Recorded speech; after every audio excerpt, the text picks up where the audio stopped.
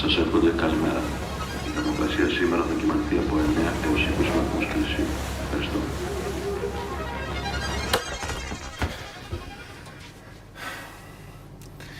Είμαι ο καλύτερος.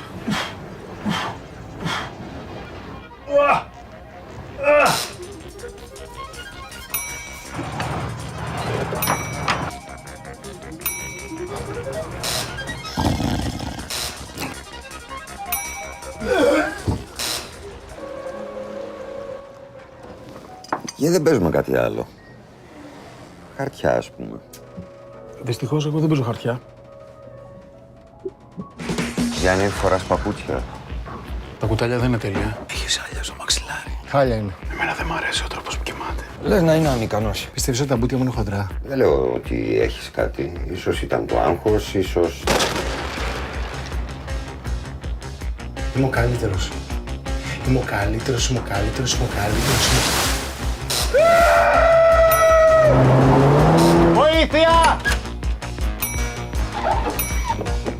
Πώς το καραβελώνεις? Σε 120 βαθμούς. Είμαι ο καλύτερος, είμαι ο καλύτερος, είμαι ο καλύτερος, είμαι ο καλύτερος. Ζητά συγγνώμη. Όχι. Δεν μπορώ, συγγνώμη, δεν μπορώ. Εγώ έχω τρελαθεί. Σας παρακαλώ πάρα πολύ, είναι πολύ. Είναι υπερβολή αυτό που κάνεις. Είναι σημαντικό για μένα.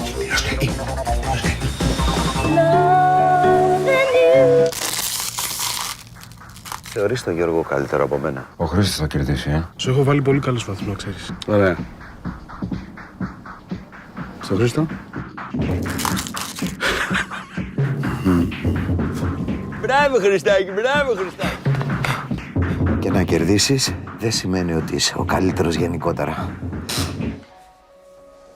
Εγώ ξέρω ένα παιχνίδι.